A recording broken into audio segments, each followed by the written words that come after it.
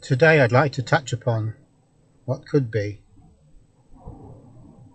what probably is the most controversial aspect of negative therapy.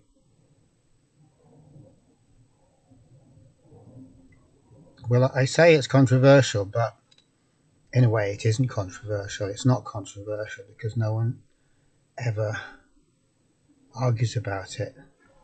It's not controversial because there isn't any controversy about it as far as I know. I've never heard anyone arguing about the point anyway. So as far as my experience goes, it's probably not right at all to say that this constitutes a controversy. But it could be a controversy, or it would be a controversy if it was brought out sufficiently into the mainstream. Or it might be a controversy. Quite possibly it would just get ignored, in which case it isn't. So, getting to the point, the controversial principle, stated simply, is that there's nothing we can do to head towards a state of better mental health of our own accord, on purpose. There's nothing we can deliberately do to become mentally healthier.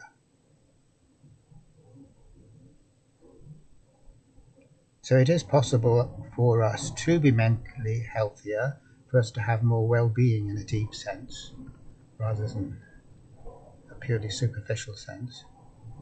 That is perfectly possible. But there's nothing we can do to get there. Absolutely nothing we can do to move in that direction, which means that is not our responsibility to do so. So if people tell us or lead us to believe that it is our responsibility, then that's false responsibility. It's a double bind. It's a glitch that we have been afflicted with, and that we could quite easily struggle with for years and years and years without actually seeing that it's a glitch or seeing that it's a double bind. So that's something to watch out for.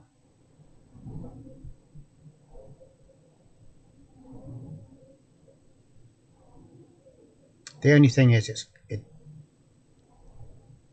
takes a little bit of going into before we can understand why this impossibility, this most fundamental of impossibilities, is an impossibility. It takes a bit of going into. We have to be willing to go into it, therefore, which means we have to be willing to question our way of looking at things. That is probably the way we've had for years and years and years, and always had. So that's no minor qualification. We do need that willingness to totally drop everything that we thought was true in relation to this point or this principle. To a very large extent, our blindness is cultural, and we can think of the Taoist saying, which says something to the effect that the more we try to accord with the Tao, the more we deviate. So that's very plain, and it's saying exactly what I just said in a more essential and poetic way, with less beating around the bush. So the Tao is the way of things, the natural way of things, the great harmony that is beyond our comprehension, but which nevertheless sustains everything. So of course we want to accord with the Tao. We want to accord with that great harmoniousness. If for no other reason than if I'm going against the Tao the whole time, it's like everything's going wrong for me. Everything that can go wrong does go wrong, and life's a struggle. And for some reason, well, for the reason that I'm going against the greater harmoniousness of the universe. It's an uphill struggle. It's like that situation where every single streetlight turns red just as you get to it, and lots of other things happen as well to just make life a lot more difficult. A lot more frustrating things happen. As always, this is not a moral issue, despite our great tendency to make it into a moral issue in our stupid way. It's not that there's any great being that says, thou shalt not go against the Tao. That's utter nonsense. We're perfectly free to go against the Tao. Going against the Tao is as much the Tao as going along with the Tao. Everything's the Tao. We're free not to be free. We're free to be in conflict with the principle of the universe. Totally free. There's no blame. Doesn't mean you're a bad person. Nothing like that. What it does mean is that life becomes very frustrating and painful. And we're up against it the whole time, and we kind of have this awareness. But that's fine. We're free to be like that, and it's only through going against the Tao that we can learn to appreciate the Tao, which is the same as saying that it's only through prolonged periods of being unfree that we can truly appreciate freedom. So everything works together.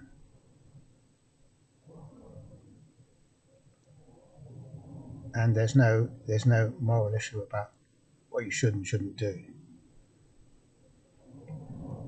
But what we can see from this saying, that as we to try to accord with the Tao is to deviate from the Tao, we can see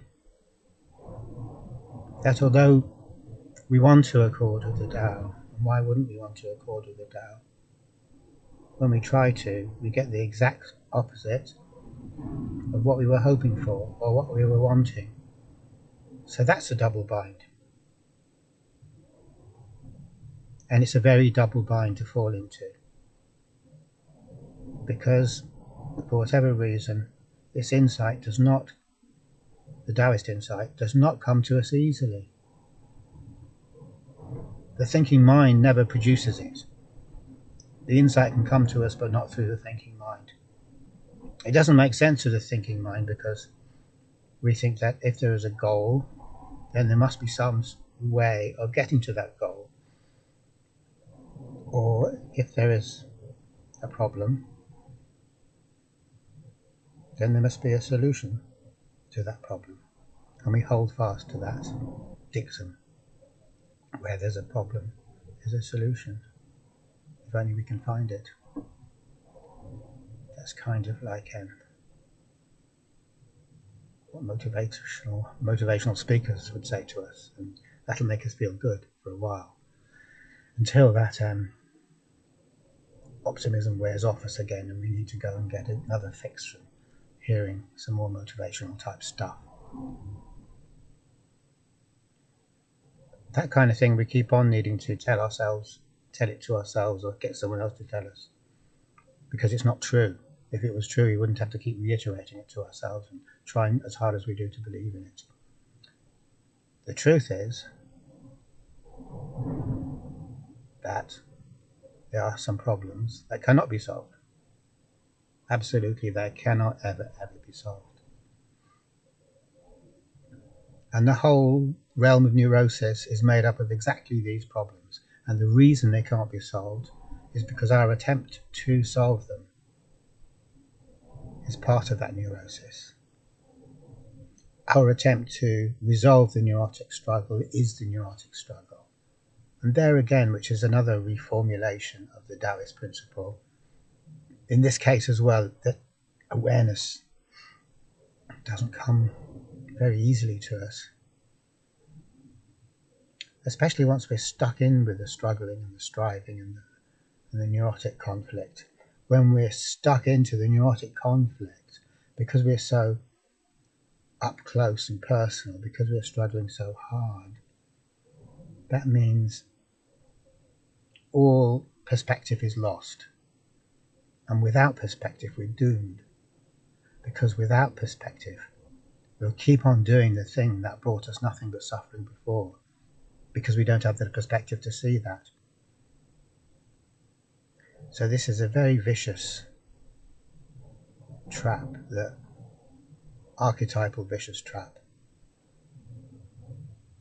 Due to our fear and due to our automatic aversion to mental suffering, we go all out for struggling and controlling or trying to control, and this absolutely makes it the case that our perspective takes a nosedive and goes down to zero. And when our perspective, our sense of perspective, takes a nosedive, hits zero, becomes non-existent, then we will keep on doing the same thing that brought us nothing but suffering before. And not only will we keep on doing it, we will keep on doing it. We'll never stop doing it.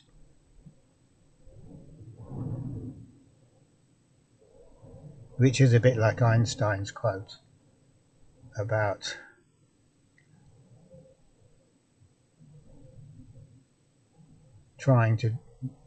repeating the same action over and over again in response to a problem, hoping for a different outcome. I can't remember that quite exactly, but it's that kind of a thing. So there is one further illustration that I could give to make this principle that isn't clear at first, become a lot clearer. And that's the old adage, or the old thing about being yourself. That sometimes we're told, well, just be yourself and everything will be fine. And the hidden error there is that it's absolutely impossible to be ourselves on purpose. And obviously it's not impossible to be ourselves because we are ourselves, so it's got to be possible. So we know it's possible. But as soon as I try to become myself on purpose, that's a glitch. It's a double bind. The harder I try, the more stilted, the more weird I get, the more far I am from being myself, the more awkward I get. And we all know that one. So if we're going for an interview and we need to make a good impression, this is pretty much usually the case in interviews. Someone could say, well, be yourself and you'll do fine. And if I'm foolish enough to actually take this advice on board, which I might be, then I'm doomed. Because I'm trying to do an impossible thing. I'm trying to be myself on purpose. So I'm sunk, I'm finished, just forget about it. Now, this particular example of the principle is a lot easier to understand. I would guess that almost everyone would understand it. Maybe everyone would understand it, so that's fine. We don't understand the idea that we can't become mentally well on purpose. We stubbornly don't understand that, even though it's pretty much the same thing. Being mentally well, which is a cumbersome, not very good phrase, could be redefined in terms of being whole. Health coming from the same root as wholeness, as Alan Watts says. I become the whole of myself rather than just some little portion of it which has been experienced accelerated growth, such as my rational faculty, for example. And I become the whole of myself, every bit, all the different faculties.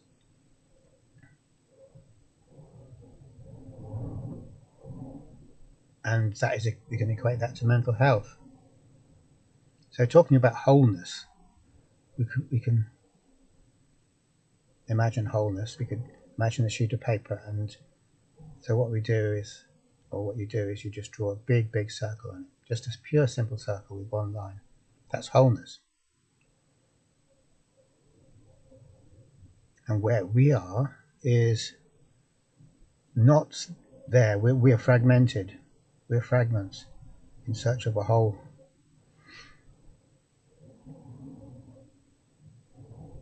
The rational ego is a fragment at best. It's kind of an unreal fragment. And it yearns wholeness. Or rather, we yearn wholeness when we are identified with it, because when we're identified with the rational ego, we're very, very constrained. We're made to be this limited thing, which causes pain, because we're not that limited thing, and we yearn wholeness. But as the rational ego, I yearn wholeness, so I kind of try to do all kinds of stuff to take me towards that wholeness. And people will capitalize upon my need to be whole, and they'll say, you know, here's a way to do it, do this and do that, do A, B, and C, and this will work for you. So here am I, the suffering rational ego, doing all these things, really trying hard to be whole.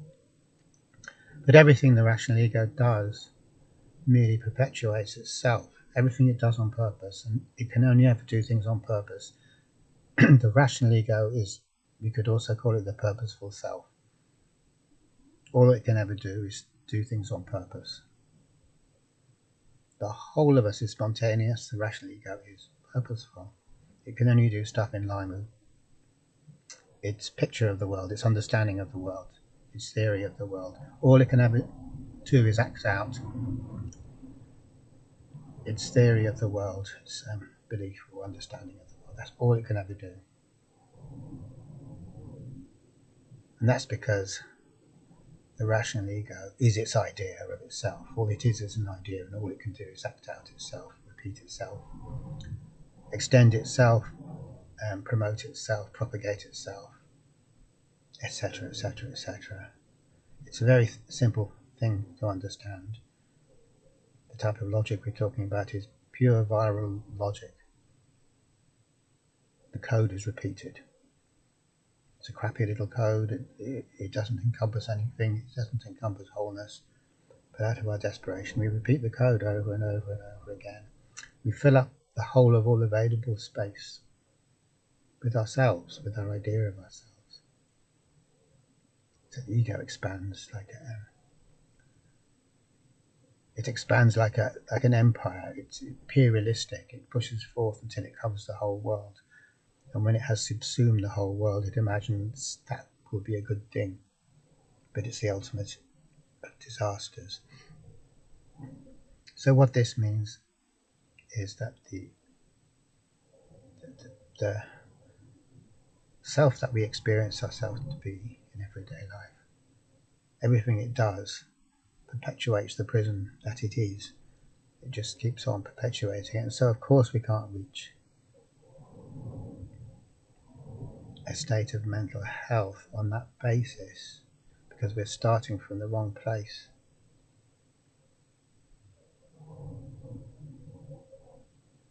So there is no route from there at all. There's no striving that can get us what we want. And as always, this sounds like a bit of a bummer, kind of like a bit downbeat.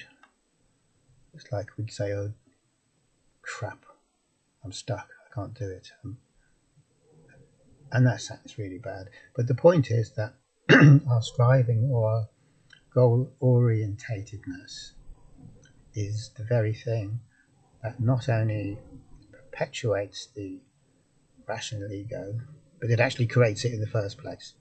So the rational ego creates itself with its rationality, with the exercise of its rationality, or with the exercise of its purposefulness, which explains why we're so big on chasing our goals, goal orientatedness, why we think goals are so good. We think goals are so good because implicitly we think the rational ego is so good. We have it up on a pedestal. it isn't so good, isn't that good. It has a function to play um, if it's not blown up too much and made to be too important. But certainly when it's put on a pedestal and made to be the be-all and end-all and the most important thing, and actually who we think we are, in denial of all the other parts of ourselves, then this has become the overvalued rational self has become a curse that afflicts us. And yet we think it's us. We think it's who we are.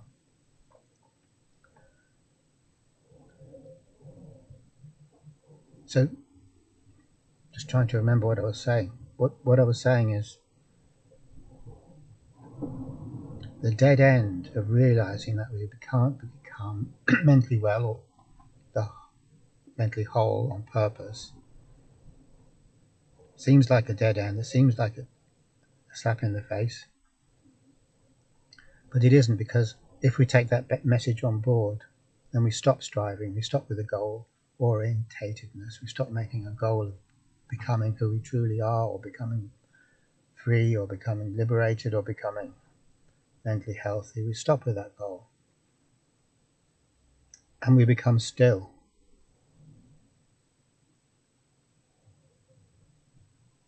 Or we become stiller as we learn this lesson, which has to be learned in a very deep down kind of a way, since we are so identified with purposefulness that we think it can solve everything. But as we do learn the lesson, we become stiller. Stillness takes root and becomes stronger in us. And stillness does not go on the rampage making goals or being purposeful or trying to control the whole time.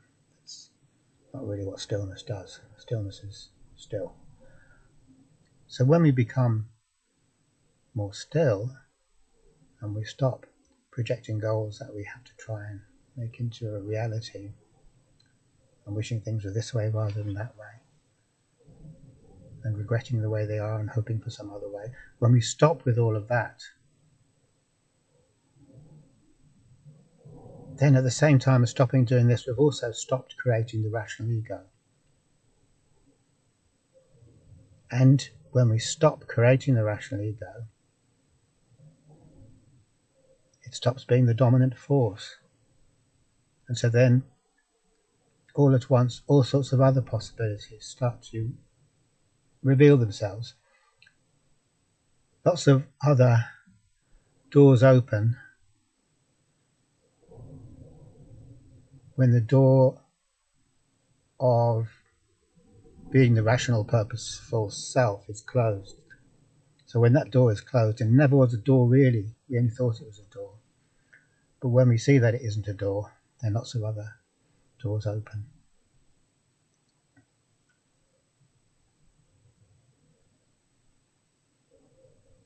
So what seems to be bad news turns out to be really good news. And conversely, just as long as we are convinced that there are all sorts of possibilities for the rational, purposeful self, that's really, really bad news. Because there aren't any possibilities. And by imagining that they are false possibilities, we become disconnected from all the genuine possibilities that are there for us. Okay, thanks for watching.